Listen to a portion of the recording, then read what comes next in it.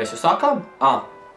Nu tad, čau visiem, mani sauc Pēteris, un jūs pamanīsiet, ka šis video ir mazliet savādāks, jo šajā video es runāšu pirmām kārtām latviski, un otrām kārtām šis video ir palīdzība Latvijas Universitātes žurnālistikas studentei kursa darbam.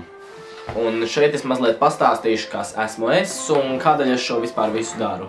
Man definīcija šim visam būtu, tā teiksim, to visu sauc vlogošana, bet tam definīcija būtu, jūs zināt, kas iespējams ir blogs, kur cilvēki raksta visu, ko viņi domā, un jūs zināt, kas ir video, un kopā to saliekot internetā sauc par vlogošanu, vlogošanu.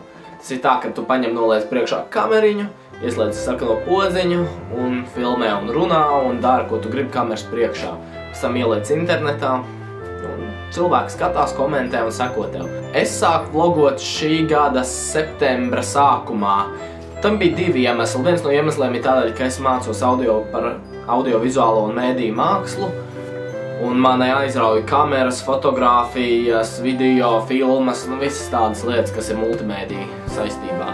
Otrs ir tas, ka arī mazliet mans skolas darbs ir viens, kur vajadzīgs bija blogs, un es izdomāju, es taisīšu video blogu, lai būtu kaut kas savādāks, lai nebūtu parasts blogs. Tāpēc arī man bija motivācija, īstenībā šī doma bija sen, bet man beidzot bija motivācija uzsākt to. Tādēļ es to arī uzsāku, un tas lēnām iet uz priekšu. Es savu vlogu veidoju par visu, tā teikt, par mūziku, par jaunākajām ziņām, par nākotni, par pagātni, par jums, par mums, par mums, par manīm, par visu, ko vien var. Teorētiski par visu, ko var iedomāties, par to es arī veidoju savu vlogu. Pārsvarā tās ir muļķīgas lietas un diezgan tādas, kas ir domāts, lai sasmīdinātu cilvēkus, jo man patīk būt humoristiskam un man patīk, kad tu smejies. Es veidoju tādus, jo es pats esmu, kā cilvēks saka, es esmu nenopietns un man tas tiešām arī patīk. Un es domāju, ja es būtu savādāks, tad es nebūtu nekas.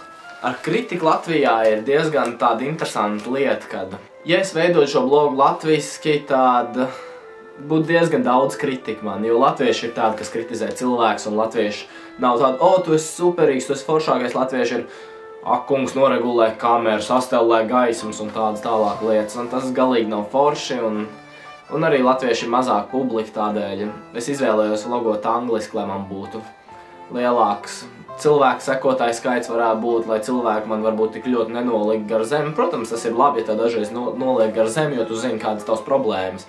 Es esmu jau ar to saskāries arī, un es saprotu, es cenšos sekot līdz, ko man saka, lai es varētu uzlabot sevi, un man tas tikai nāk par labu pašam. Protams, ir arī daži pozitīvi ļoti cilvēki, kur tiešām ir tādi, paldies visiem pozitīviem cilvēkiem, kur man atbalsta, jo tas ir tiešām patīkami, tas ir dažreiz jauki, tiešām liek pasmaidīt, ja kāds pasaka ritīgi, forši tev sanāk vai kaut kā tā. Kā jau es teicu, vlogot nav tāda valoda, kurā būtu labāk, ir valoda, kur tu pārzini, kurā tu vari brīvāk runāt. Man tā ir latviešu valoda un angļu valoda, bet es izvēlējos angļu valodā labāk, jo teorētiski ir, kā jau es teicu, lielāka publika, kas to var skatīties, un angļu valodā ir Amerika, Anglija un visas citas valsts, kur runā angliski, un viņas ir šajā vlogošanas jomā, viņas jau ir sen attīstītākas, tādēļ viņas vairāk tam seko līdzi, un cilvēki vairāk izsakās, un ir viss super. Lai uzsākt vlogot, īstenībā tev nemaz nevajag neko daudz. Viena lieta, ko tev vajag mūsdienās, jo daudz maz visiem ir datori un ir internets. Tātad viss, ko tev vēl vajag, ir šo mazo aparātiņu, kameru. Tā varbūt jau kāda, tā varbūt pat webkamera īstenībā, nav obligāti vajadzīga to profesionālā kamera. Drēbes, protams, virsū tu var uzvilkt sev.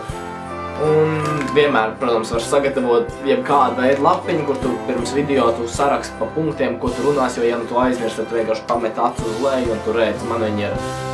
Ja jūs jautājat, kāpēc viņi tik ļoti saņurkā, tad tādēļ, ka es vakar mēģināju šo pašu video jau filmēt, bet es mazliet izgāzos un es šodien atkārtoju, bet lapiņa jau bija saņurcīta. Bet, jā, pa punktiem viss ir smuki sarakstīts. Drosme runāt kamerā, nevajag domāt, ka tas ir stulbi runāt kaut kādā mazā klucītī, jo mazliet tas ir stulbi, bet teorētiski ir bieži gadījumi, kad jūs pieķerēt sev, varbūt sēžot un runājot ar datoru, un tad kāda starpība ir. Idejas. Viena no galvenajām lietām ir ideja. Man ir tā, ka es sēžu vienkārši gultā vai skolā, vai jebkur es sēžu, man pēkšņi ienāk galvā idejas, un pierakstu uz maziņas lapiņas, ieliek kabatā, un vakarā skatos viņu, un es to varu uzfilmēt, jo es zinu, ka man tā ideja iešāvās labi, un tās ātrākās idejas vienmēr ir tās labākās idejas. Un mans padoms jums ir iesākot vlogot, ir varbūt Esiet atvērti, nevajag slēpt savus jūtas. Drīkst arī pateikt kādu sliktu vārdu kamerā, nevienam tas par sliktu nenāks īpaši. Domājiet brīvi, neesiet kautrīgi, jo tāpatās šeit nav neviena publika, ir tikai maziņa kameriņa. Un vēlāk vienkārši jūs varēsiet par to pasmieties paši par sevīm. Un tad pēdējais, ko es pateikšu, būs priecīgs Ziemassvētku, laimīgu jauno gadu. Un tā visiem! Ok, tas bija domāts kā ātrs riņķis, bet tīpaši nesanāca. Čau visiem!